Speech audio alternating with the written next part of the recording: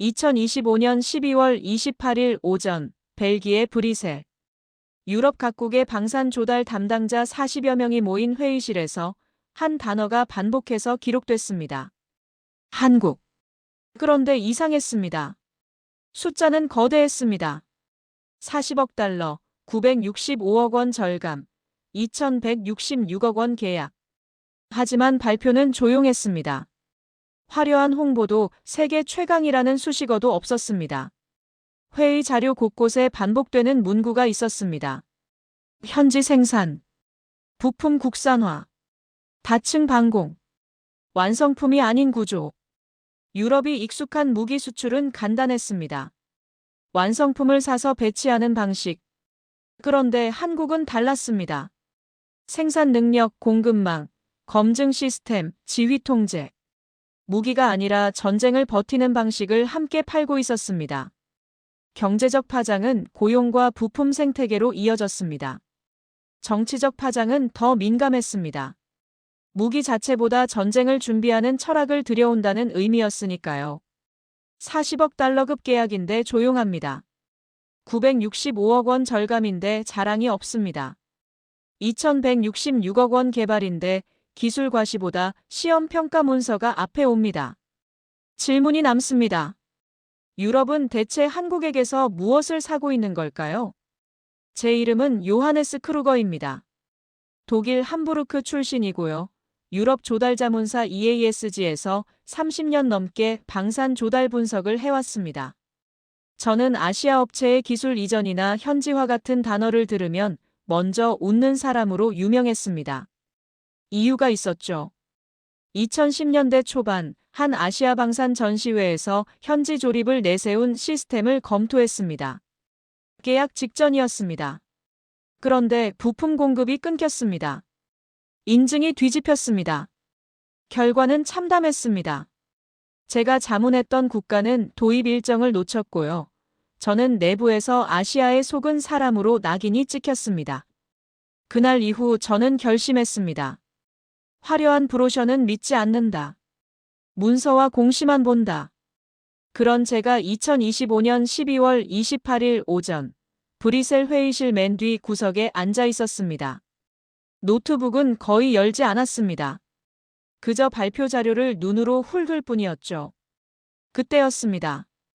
보고서 한 페이지에서 제 손이 멈췄습니다. 코리아 로컬 프로덕션 컨버전 파서블. 한국 현지 생산 전환 가능. 이 문구가 한 번이 아니었습니다. 3번 반복되어 있었습니다.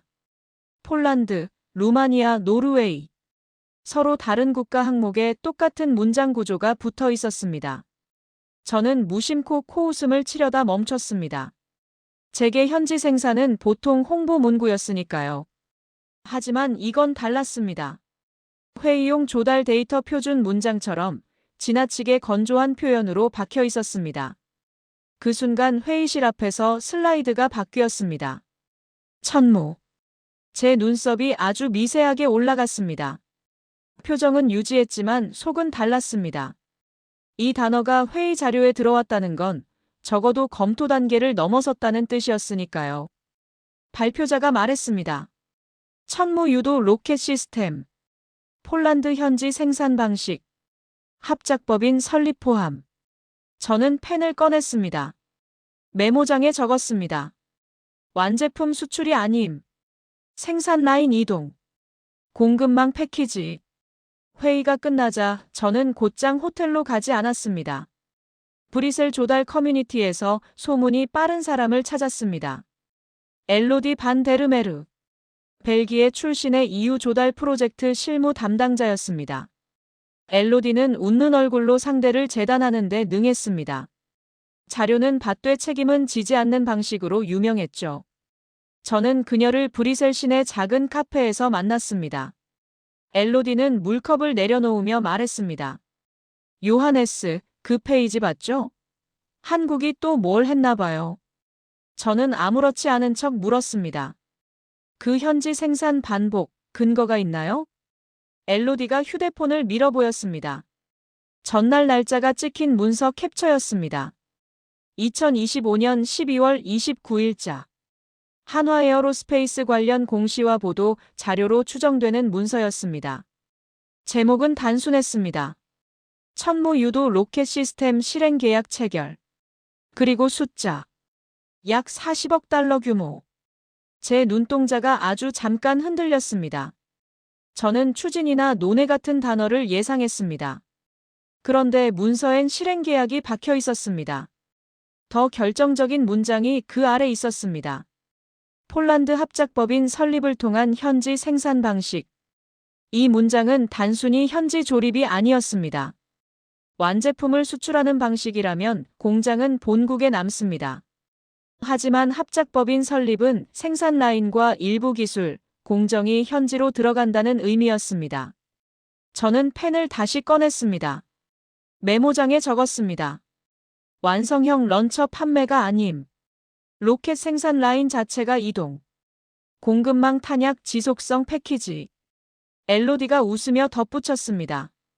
폴란드가 요즘 가장 무서워하는 게 뭔지 알아요? 탄약이 떨어지는 거예요. 전쟁이 길어졌을 때 멀리서 오는 보급은 늦어요. 저는 대답하지 않았습니다. 하지만 제 머릿속엔 이미 하나의 장면이 떠올랐습니다. 2010년대 제가 당했던 그 사건. 계약이 있었는데도 전쟁 같은 상황에서 부품이 끊겼던 기억. 그때의 굴욕이 지금 이 문서의 문장 하나로 되살아났습니다. 그리고 더 불편한 감정이 올라왔습니다. 만약 한국이 진짜로 끊기지 않는 구조를 판다면 그건 무기보다 더 큰 상품입니다. 그날 밤 저는 호텔 방에서 검색창에 단어를 입력했습니다. 천무, 현지 생산, 폴란드. 연결되는 자료들이 보이기 시작했습니다.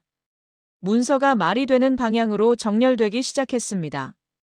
그렇다면 질문이 남습니다. 한국은 왜 기술을 넘겨서 경쟁자를 만들 위험을 감수하는 걸까요? 정말 손해가 아닐까요? 다음 날 아침, 저는 회의 자료의 다른 항목을 펼쳤습니다. KF-21. 저는 이 전투기를 개발 중인 아시아의 프로젝트 정도로 알고 있었습니다.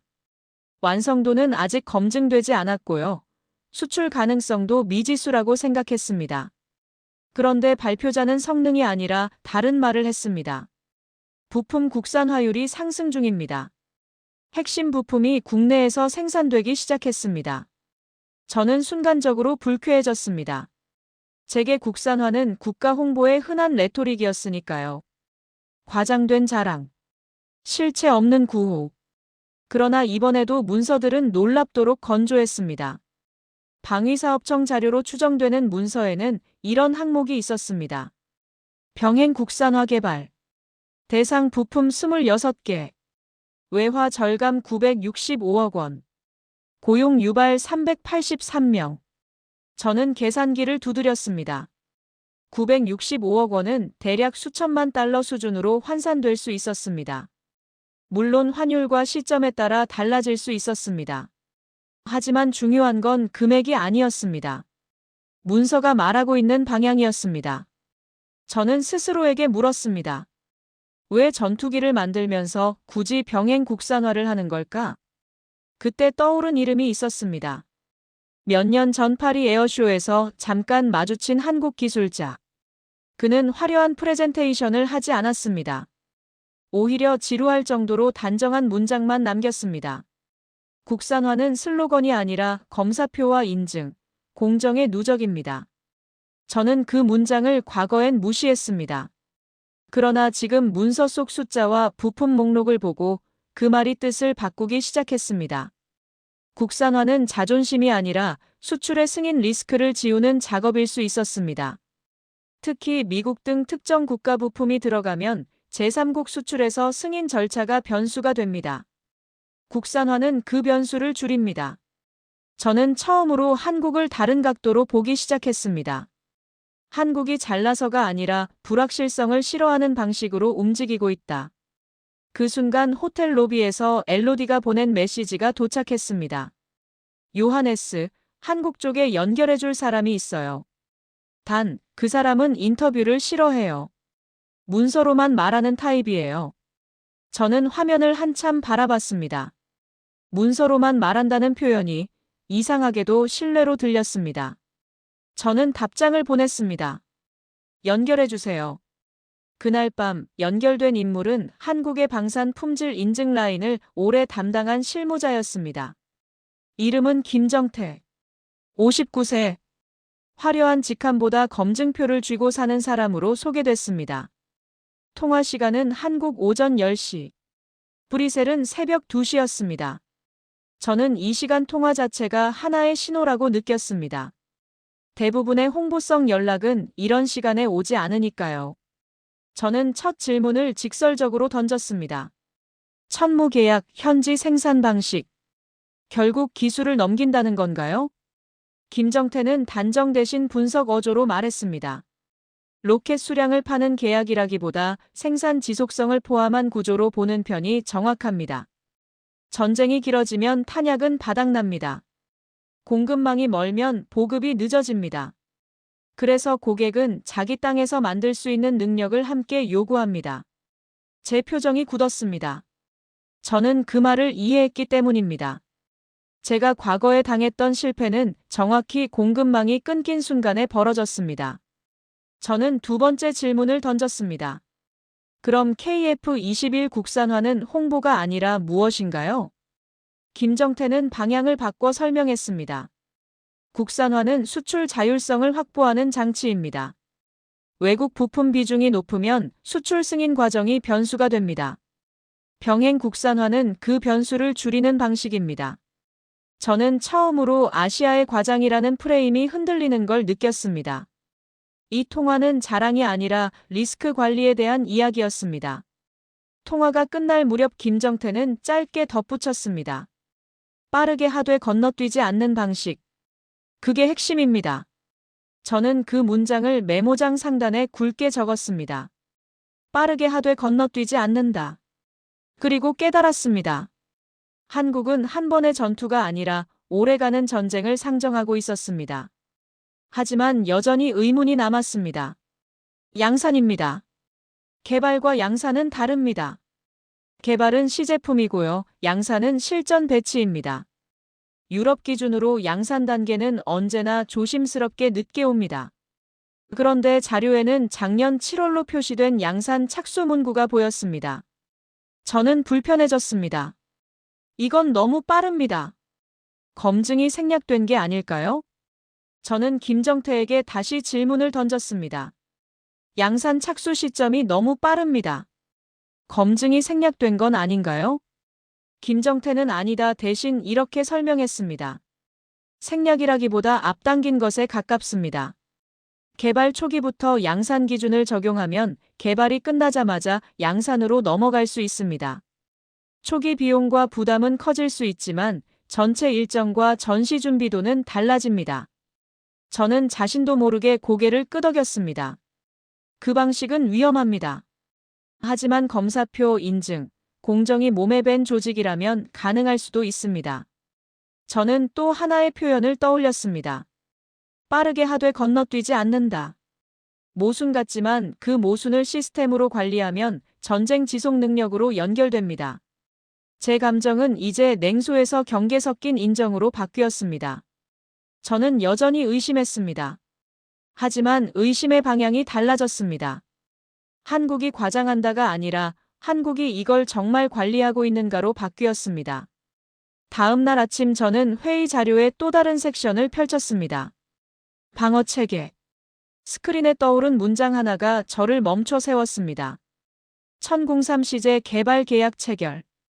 2025년 12월 11일. 계약 금액 2,166억 원. 저는 고개를 갸웃했습니다. 이미 1002가 운용된다면 왜 1003을 지금 시작하는 걸까요? 성능 개선인가요? 아니면 다른 이유가 있을까요? 이 질문을 풀기 위해 저는 두 번째 인물에게 연락했습니다. 유럽 방공 연구를 오래 한 전직 분석가. 지금은 민간 싱크탱크에 있는 클라라 슈미트. 62세. 그녀는 감정 없이 결론을 뽑는 타입이었습니다. 클라라는 짧게 정리했습니다. 한국의 방공은 미사일 한 발의 성능보다 계층 설계를 먼저 봅니다. 단일 요격 실패를 전제하고 다음 계층에서 다시 잡는 구조죠. 저는 그 말을 듣는 순간 천무현지 생산이 떠올랐습니다. 실패를 전제하고 끊기지 않게 만들고 다음 단계로 이어간다. 공격도 공중도 방어도 같은 문법이었습니다. 저는 노트에 적었습니다. 한 번에 끝내지 않는 방어. 다층 요격 기회 확보. 구조가 곧 생존. 이 부분의 포인트는 1003이 더 세다가 아니었습니다. 왜 1003을 만드는가에 답이 있었습니다. 한국은 현재 위협뿐 아니라 미래의 전쟁 지속을 위해 계층을 설계하고 있었습니다. 하지만 저는 또 다른 질문이 떠올랐습니다. 계층을 만든다고 끝이 아닙니다. 계층이 따로 놀면 의미가 없습니다. 그 계층을 묶는 핵심은 무엇일까요? 미사일일까요? 레이더일까요? 아니면 지휘 통제일까요? 클라라가 던진 한 문장은 제 방향을 바꿨습니다. 그것도 있지만 더 중요한 건 레이더입니다. 한국은 멀리서 찾는 것보다 찾은 표적을 오래 추적합니다. 저는 처음엔 이해하지 못했습니다. 레이더는 탐지 거리 경쟁 아닐까요? 그러나 자료를 더 보니 방어 확률은 발견만으로 올라가지 않았습니다. 놓치지 않는 추적과 실시간 정보 공유가 함께 있어야 했습니다. 저는 김정태에게 다시 물었습니다. 천공 시리즈가 어떻게 연결되나요? 김정태는 과장 대신 문장 구조만 제공했습니다. 같은 지휘 통제 체계를 공유하고 레이더 정보가 실시간으로 연동됩니다. 한 체계가 놓친 표적을 다른 체계가 이어받을 수 있습니다. 이 대답은 무기의 우수성이 아니라 시스템의 언어를 말하고 있었습니다. 저는 그 순간 소름이 돋았습니다. 유럽이 익숙한 수출은 제품을 사는 방식입니다. 하지만 이 문장은 언어를 사는 방식이었습니다. 전장 전체를 한 번에 묶는 지휘 통제의 문법. 저는 노트 상단에 큰 글씨로 적었습니다. 한국이 수출하는 건 무기가 아니라 전쟁의 운영 체계일 수 있다. 저는 펜을 내려놓고 창밖을 바라봤습니다. 브뤼셀의 거리는 평화로웠습니다. 연말 조명이 켜져 있었고요.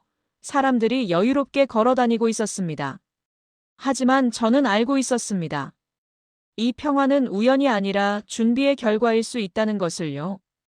그렇다면 마지막 질문이 남습니다. 유럽과 중동이 한국을 믿게 된 근거는 무엇일까요? 종이 성능표가 아니라 어떤 기록이 그 신뢰를 만들었을까요? 저는 마지막으로 신뢰를 추적했습니다. 유럽과 중동 국가는 선택지가 많습니다. 미국, 유럽, 이스라엘. 여러 시스템을 살 수 있습니다. 그런데 한국 시스템이 조달 문서에 들어왔다면 그건 관심이 아니라 검증 단계에 들어갔다는 의미입니다. 여기서 가장 강력한 근거는 수치가 아니라 운용 기록입니다. 특히 방공체계는 실험실에서 완성되는 무기가 아닙니다. 실제 위협 환경에서 반복 개선되며 운용의 누적이 쌓입니다. 저는 지난 며칠간 수집한 자료들을 펼쳐놓았습니다. 천무. 전쟁이 길어질 때 탄약이 떨어지지 않도록 현지 생산 구조를 포함. KF-21. 수출 승인 변수인 외국 부품 의존을 줄이기 위한 병행 국산화. 천공 시리즈. 단일 요격에 의존하지 않는 다층 방공 그리고 지휘 통제 연동. 공통 언어. 최강이 아니라 검증표, 공식, 문서, 기록. 저는 이 흐름을 한 문장으로 정리하고 싶었습니다. 하지만 그 문장을 자랑처럼 만들고 싶지 않았습니다. 제가 과거에 당했던 것은 바로 자랑이 사실을 가리는 장면이었으니까요. 그래서 저는 이렇게만 적었습니다. 한국은 전쟁을 이기는 무기보다 전쟁을 버티는 체계를 설계하는 방식으로 보인다. 단정 대신 관찰. 찬양 대신 기록. 감정 대신 구조. 저는 펜을 내려놓고 깊게 숨을 쉬었습니다. 제 마음이 바뀐 건 한국이 멋져서가 아니었습니다. 제가 무너진 건 감탄이 아니라 패배감이었습니다. 제가 평생 믿어온 조달 상식. 완성품 중심. 단일 성능 중심. 그 질서가 한국이 던진 네 단어 앞에서 흔들리고 있었습니다. 공정. 공급망. 연동. 검증. 그리고 그 흔들림은 불편하지만 무시할 수 없는 질문으로 남았습니다. 유럽이 지금 한국식 방식을 배우려 한다면 그건 무기를 사는 것일까요? 아니면 전쟁을 준비하는 철학을 들여오는 것일까요? 다음 날 저는 엘로디를 다시 만났습니다. 같은 카페였습니다. 엘로디는 웃으며 물었습니다. 요하네스, 결론 났나요? 저는 고개를 저었습니다. 결론은 없습니다. 다만 방향은 보입니다. 엘로디가 눈썹을 치켜 올렸습니다. 방향이요? 저는 천천히 말했습니다. 한국은 우리가 생각하는 방식으로 움직이지 않습니다. 그들은 화려한 발표 대신 조용한 계약을 선택합니다. 최강이라는 수식어 대신 검증표를 앞세웁니다. 완성품 판매 대신 생산 구조를 함께 넘깁니다. 엘로디는 물컵을 들어 한 모금 마셨습니다. 그게 왜 중요한가요? 저는 대답했습니다. 전쟁은 한 번의 전투로 끝나지 않으니까요. 탄약이 떨어지고 부품이 끊기고 공급망이 마비되면 아무리 좋은 무기도 쓸모없습니다. 한국은 그 지점을 파고듭니다. 엘로디는 잠시 침묵했습니다. 그리고 물었습니다. 그럼 유럽은 어떻게 해야 할까요? 저는 잠시 생각했습니다. 그리고 말했습니다. 배워야 합니다. 한국의 무기가 아니라 한국의 방식을요. 빠르게 하되 건너뛰지 않는 방식. 실패를 전제하되 멈추지 않는 구조. 최강을 외치기보다 검증을 쌓는 철학. 엘로디는 고개를 끄덕였습니다. 요하네스, 당신 변했네요. 저는 쓴웃음을 지었습니다. 변한 게 아닙니다. 깨달은 거죠. 제가 틀렸다는 걸요. 엘로디가 물었습니다. 뭐가 틀렸는데요? 저는 대답했습니다. 아시아를 무시했던 게 틀렸습니다. 화려한 브로셔만 보고 판단했던 게 틀렸습니다. 문서와 공시만 본다고 했지만 정작 그 문서가 말하는 방향을 읽지 못했던 게 틀렸습니다. 엘로디는 미소 지었습니다. 인정하는 것도 용기예요. 저는 고개를 저었습니다. 용기가 아닙니다. 현실입니다. 그날 밤 저는 호텔 방으로 돌아와 보고서를 작성했습니다. 제목은 간단했습니다. 한국 방산의 구조적 접근에 대한 분석. 첫 문장은 이렇게 시작했습니다. 한국은 무기를 팔지 않는다. 전쟁을 버티는 방법을 판다. 저는 그 문장을 오래 바라봤습니다. 그리고 저장 버튼을 눌렀습니다. 보고서를 제출한 다음 주, 저는 함부르크 사무실로 돌아왔습니다. 동료들이 물었습니다. 브뤼셀 회의는 어땠냐고요? 저는 간단하게 대답했습니다. 흥미로웠습니다. 그들은 더 묻지 않았습니다. 저는 보통 회의 후 길게 이야기하는 타입이 아니었으니까요. 하지만 제 머릿속은 여전히 브뤼셀에 있었습니다. 천무, KF21, 1003. 그 단어들이 맴돌았습니다. 며칠 후 제 보고서에 대한 피드백이 왔습니다. EASG 본부의 수석 분석관이었습니다. 요하네스, 보고서 잘 봤습니다. 흥미롭네요. 하지만 한 가지 질문이 있습니다. 한국이 정말 이 방식을 지속할 수 있을까요? 저는 이메일에 답장을 썼습니다. 지속 가능성은 시스템에 달려 있습니다. 한국은 시스템을 만들고 있습니다. 검증표 인증, 공정, 공급망. 이것들은 단기간에 무너지지 않습니다. 답장은 빠르게 왔습니다. 그럼 우리는 어떻게 대응해야 할까요? 저는 잠시 생각했습니다. 그리고 답했습니다. 관찰하고 배워야 합니다. 무시하거나 과소평가하는 건 위험합니다. 한국은 조용히 움직이지만 멈추지 않습니다.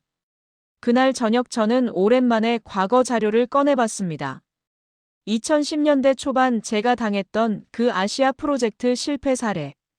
서류를 다시 읽으니 당시엔 보이지 않던 디테일이 보였습니다. 그 프로젝트는 한국이 아니었습니다. 다른 아시아 국가였습니다.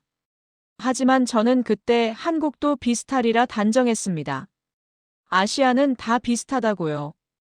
화려한 겉모습에 속는다고요. 하지만 지금 돌아보니 그건 제 편견이었습니다. 한국은 달랐습니다. 화려한 발표 대신 문서를 쌓았습니다. 최강이라는 수식어 대신 검증 기록을 만들었습니다. 저는 서류를 다시 파일에 넣었습니다. 그리고 창밖을 바라봤습니다. 함부르크의 겨울 하늘은 흐렸습니다. 하지만 제 마음은 이상하게 맑았습니다. 인정하는 것, 틀렸음을 받아들이는 것, 그것이 새로운 시작이었습니다. 다음 달 저는 폴란드 조달 담당자와 화상회의를 했습니다. 그들은 천무 계약에 대해 물었습니다. 폴란드 담당자가 말했습니다. 요하네스, 당신은 한국 시스템에 대해 어떻게 생각하나요? 저는 솔직하게 대답했습니다. 과거엔 의심했습니다. 하지만 지금은 다릅니다. 한국은 무기가 아니라 구조를 판다고 생각합니다. 그 구조는 전쟁이 길어질 때 더 빛납니다. 폴란드 담당자가 물었습니다. 그럼 추천하나요? 저는 잠시 멈췄습니다. 그리고 말했습니다. 추천은 제 역할이 아닙니다. 다만 조언은 할 수 있습니다. 한국 시스템을 평가할 때 성능표만 보지 마세요. 공급망, 현지 생산, 지휘 통제 연동. 그 구조를 함께 보세요. 폴란드 담당자는 고개를 끄덕였습니다. 감사합니다, 요하네스. 회의가 끝나고 저는 자리에서 일어났습니다. 커피를 한 잔 따라 창가로 갔습니다. 함부르크 항구가 보였습니다. 컨테이너들이 쌓여 있었고요. 크레인이 천천히 움직이고 있었습니다. 저는 문득 생각했습니다. 저 컨테이너 안에 무엇이 들어 있을까요? 완성품일까요? 아니면 부품일까요? 어쩌면 생산 라인 자체일까요? 세상은 변하고 있었습니다. 무기 거래의 방식도 변하고 있었습니다. 완성품을 사는 시대에서 구조를 사는 시대로요. 그리고 그 변화의 중심에 한국이 있었습니다. 조용하지만 멈추지 않는 방식으로요. 저는 커피를 한 모금 마셨습니다. 씁쓸했지만 정신이 들었습니다. 마치 제 깨달음처럼요. 2달이 지났습니다. 2026년 2월 중순, 저는 또 다른 회의에 참석했습니다. 이번엔 노르웨이 오슬로였습니다. 주제는 북유럽 방공체계 현대화였습니다. 회의실에 들어서자 익숙한 얼굴이 보였습니다. 엘로디였습니다. 엘로디가 손을 흔들었습니다. 저는 그녀 옆자리에 앉았습니다. 요하네스, 오랜만이에요. 저는 고개를 끄덕였습니다. 잘 지냈나요? 엘로디가 웃으며 말했습니다. 당신 보고서 때문에 난리였어요. 본부에서 한국 시스템 재평가 요청이 쏟아졌다고요. 저는 쓴웃음을 지었습니다. 예상했습니다. 엘로디가 물었습니다. 후회하나요? 저는 고개를 저었습니다. 아니요. 사실을 쓴 것뿐입니다. 회의가 시작됐습니다. 발표자가 스크린을 켰습니다. 첫 슬라이드에 떠오른 단어는 또 한국이었습니다. 이번엔 천공 시리즈였습니다. 노르웨이가 다층 방공 체계를 검토 중이라는 내용이었습니다. 발표자가 말했습니다. 천공 시스템은 단일 요격에 의존하지 않습니다. 여러 계층이 서로 연동되며 놓친 표적을 다음 계층이 이어받습니다. 저는 그 문장을 들으며 브리셀 회의가 떠올랐습니다. 김정태의 목소리가 들렸습니다. 같은 지휘 통제 체계를 공유하고 레이더 정보가 실시간으로 연동됩니다. 회의가 끝나고 저는 노르웨이 담당자와 짧게 이야기를 나눴습니다. 노르웨이 담당자가 물었습니다. 요하네스, 한국 시스템에 대한 당신 의견이 궁금합니다. 저는 간단하게 대답했습니다. 검증된 운용 기록이 있습니다. 현지 생산 가능성도 열려 있습니다. 지휘 통제 연동도 명확합니다. 조달 관점에서 리스크는 낮다고 봅니다. 노르웨이 담당자는 메모를 했습니다. 감사합니다. 그날 저녁 저는 호텔에서 뉴스를 봤습니다. 중동의 한 국가가 한국 방공 시스템 도입을 검토 중이라는 보도였습니다. 저는 화면을 바라보며 생각했습니다. 이제 시작인가요? 한국의 조용한 확장. 화려한 발표 없이 계약으로 말하는 방식. 저는 노트북을 열었습니다. 이메일이 와 있었습니다. 김정태였습니다. 요하네스 씨, 오랜만입니다. 보고서 잘 봤습니다. 정확한 관찰이었습니다. 혹시 시간이 되시면 한국 방문을 고려해 보시겠습니까? 저는 잠시 망설였습니다. 그리고 답장을 썼습니다. 고려해 보겠습니다. 답장을 보내고 저는 창밖을 바라봤습니다. 오슬로의 밤은 고요했습니다. 하지만 제 마음은 고요하지 않았습니다. 한국 방문. 그곳에서 무엇을 볼 수 있을까요? 공장일까요? 검증시설일까요? 아니면 시스템의 실체일까요? 저는 커피를 한 잔 더 마셨습니다. 그리고 다시 노트북을 열었습니다. 새 보고서를 시작했습니다. 제목은 이랬습니다. 한국방산 시스템의 지속 가능성 분석. 첫 문장은 이렇게 썼습니다. 지속 가능성은 화려함이 아니라 구조에서 나온다. 저는 그 문장을 쓰며 미소 지었습니다. 과거의 제가 본다면 비웃었을 문장이었습니다. 하지만 지금의 저는 확신했습니다. 이것이 진실이라고요. 3월이 되었습니다. 저는 함부르크 사무실에서 새로운 프로젝트를 맡았습니다. 유럽 국가들의 방산 조달 효율성 개선 방안 연구였습니다. 저는 첫 회의에서 한국 사례를 언급했습니다. 동료들은 놀랐습니다. 요하네스, 당신이 아시아를 언급하다니요. 저는 담담하게 대답했습니다. 편견은 깨지라고 있는 겁니다. 회의 후 한 동료가 따로 저를 찾아왔습니다. 요하네스, 정말 한국이 그렇게 다른가요? 저는 고개를 끄덕였습니다. 다릅니다. 그들은 빠르게 움직이지만 건너뛰지 않습니다. 화려하게 포장하지 않지만 구조를 단단히 만듭니다. 동료가 물었습니다. 그럼 우리도 배워야 할까요? 저는 대답했습니다. 배워야 합니다. 무기를 만드는 방법이 아니라 전쟁을 준비하는 철학을요. 동료는 잠시 생각하더니 말했습니다. 철학이라. 무거운 단어네요. 저는 쓴웃음을 지었습니다. 무겁지만 필요합니다. 전쟁은 가볍게 준비할 수 있는 게 아니니까요. 그날 저녁 저는 김정태의 이메일에 답장을 보냈습니다. 한국 방문을 수락하겠습니다. 일주일 후 저는 인천공항에 도착했습니다. 김정태가 마중 나와 있었습니다. 처음 보는 얼굴이었지만 목소리는 익숙했습니다. 김정태가 악수를 청했습니다. 요하네스 씨, 환영합니다. 저는 악수를 받았습니다. 초대해 주셔서 감사합니다. 우리는 차를 타고 경기도의 한방산 단지로 향했습니다. 차 안에서 김정태가 말했습니다. 오늘은 검증시설을 보여드리겠습니다. 화려한 건 없습니다. 그냥 일상적인 작업 공간입니다. 저는 고개를 끄덕였습니다. 괜찮습니다. 저는 화려한 걸 보러 온 게 아닙니다. 공장에 도착했습니다. 외관은 평범했습니다. 거대한 간판도 없었고요. 화려한 전시관도 없었습니다. 안으로 들어가자 작업자들이 조용히 움직이고 있었습니다. 검사표를 들고 부품을 확인하는 모습. 컴퓨터 화면을 보며 데이터를 입력하는 모습. 김정태가 설명했습니다. 여기서 모든 부품이 검증됩니다. 하나하나 기록이 남습니다. 나중에 문제가 생기면 추적할 수 있습니다.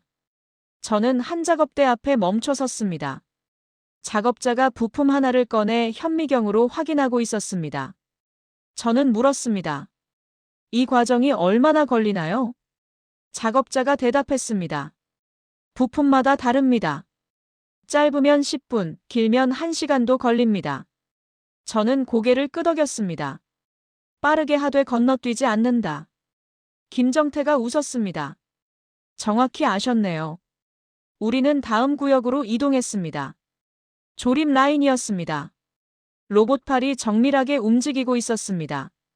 하지만 사람도 함께 작업하고 있었습니다. 저는 물었습니다. 자동화율이 높지 않네요. 김정태가 대답했습니다. 의도적입니다. 완전 자동화는 유연성을 떨어뜨립니다. 전쟁터에서 변수가 생기면 사람이 대응해야 합니다. 저는 그 말을 듣고 또 하나를 깨달았습니다. 한국은 효율만 추구하지 않습니다. 유연성도 함께 설계합니다. 마지막으로 우리는 회의실로 갔습니다. 벽에는 각종 인증서와 계약서가 걸려 있었습니다. 김정태가 말했습니다. 이게 우리 자산입니다. 화려한 홍보물이 아니라 검증 기록입니다. 저는 벽을 따라 걸으며 서류들을 봤습니다. 수출 계약서, 품질 인증서, 시험 성적서. 저는 김정태에게 물었습니다. 이 모든 걸 공개하는 이유가 뭔가요? 김정태가 대답했습니다. 신뢰는 숨기는 게 아니라 보여주는 겁니다. 저희는 숨길 게 없습니다. 저는 그 순간 마음 깊이 무언가가 무너지는 걸 느꼈습니다. 제 마지막 편견이었습니다. 아시아는 과장한다. 실체는 없다. 검증은 약하다. 하지만 지금 제 눈앞에 있는 건 과장이 아니라 기록이었습니다.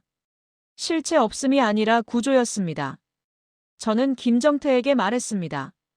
감사합니다. 많이 배웠습니다. 김정태가 웃으며 대답했습니다. 천만에요.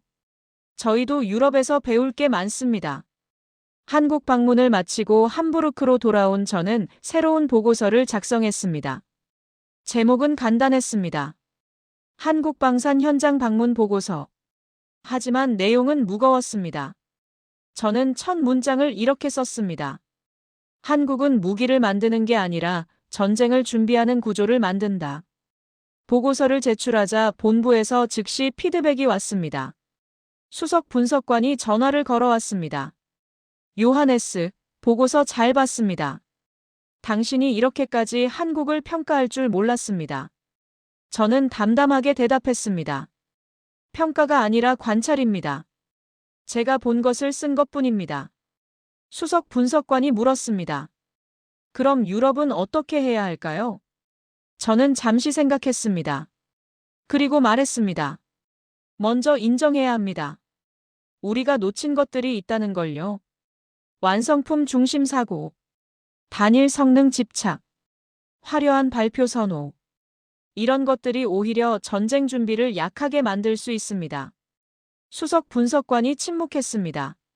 그리고 말했습니다. 무거운 이야기네요. 저는 대답했습니다. 무겁지만 피할 수 없습니다. 세상이 변하고 있으니까요. 전화를 끊고 저는 창밖을 바라봤습니다. 함부르크 항구가 보였습니다. 저는 문득 한국에서 본 그 조립 라인이 떠올랐습니다. 로봇과 사람이 함께 움직이던 모습. 빠르지만 건너뛰지 않던 작업 방식. 그리고 김정태의 마지막 말이 떠올랐습니다. 신뢰는 숨기는 게 아니라 보여주는 겁니다. 저는 노트에 적었습니다. 유럽도 변해야 한다. 화려함이 아니라 구조를. 과시가 아니라 검증을. 단기 성과가 아니라 장기 지속성을. 며칠 후 저는 엘로디에게서 메시지를 받았습니다. 요하네스, 루마니아도 한국 시스템 검토 시작했대요. 당신 보고서 영향이 크네요. 저는 답장을 보냈습니다. 제 보고서가 아니라 한국의 실체가 영향을 준 겁니다. 엘로디가 답했습니다. 겸손하시네요. 저는 웃으며 답했습니다. 겸손이 아니라 사실입니다. 그날 저녁 저는 오랜만에 개인 일기를 썼습니다. 2026년 3월 25일. 오늘 저는 깨달았다. 편견은 나를 보호하는 게 아니라 나를 가두는 것이었다는 걸. 아시아를 무시했던 과거의 나는 사실 두려웠던 것이다. 내가 틀릴까봐. 내가 속을까봐. 하지만 한국은 나를 속이지 않았다. 오히려 보여줬다. 구조를, 기록을, 검증을, 그리고 그 모든 것의 중심에 있는 철학을. 전쟁을 버티는 방법. 이제 나는 안다. 무기는 전쟁의 시작이지만 구조는 전쟁의 지속이다. 한국은 후자를 판다. 조용히. 화려하지 않게. 하지만 멈추지 않고. 유럽은 배워야 한다. 나도 배워야 한다. 늦지 않았다. 아직 시간은 있다. 일기를 쓰고 저는 펜을 내려놓았습니다. 그리고 창밖을 바라봤습니다. 함부르크의 밤은 조용했습니다. 하지만 제 마음은 뜨거웠습니다. 변화는 고통스럽습니다. 인정은 어렵습니다. 하지만 필요합니다. 저는 67세입니다. 조달 분석 30년 경력입니다. 아시아를 무시했던 사람입니다. 하지만 이제는 다릅니다. 저는 한국을 존중합니다. 그들의 방식을 인정합니다. 그리고 배우고 싶습니다. 이것이 제 결론입니다. 화려한 발표가 아니라 조용한 계약으로 말하는 나라. 최강이라는 수식어가 아니라 검증 기록으로 증명하는 나라. 완성품이 아니라 구조를 파는 나라. 한국. 그들은 전쟁을 이기는 무기가 아니라 전쟁을 버티는 체계를 설계합니다. 그리고 그것이 바로 미래입니다. 저는 노트북을 닫았습니다. 그리고 깊게 숨을 쉬었습니다. 긴 여정이었습니다. 브뤼셀에서 시작해 오슬로를 거쳐 한국까지. 편견에서 시작해 의심을 거쳐 인정까지. 하지만 끝은 아닙니다. 시작입니다. 유럽이 한국식 방식을 배우려 한다면 그건 무기를 사는 게 아닙니다. 전쟁을 준비하는 철학을 들여오는 겁니다. 그리고 저는 그 과정의 증인이 될 것입니다. 조용히. 기록으로. 문서로. 마치 한국처럼. 이제까지 감동의 대륙이었습니다. 많은 관심과 구독과 좋아요 부탁드립니다.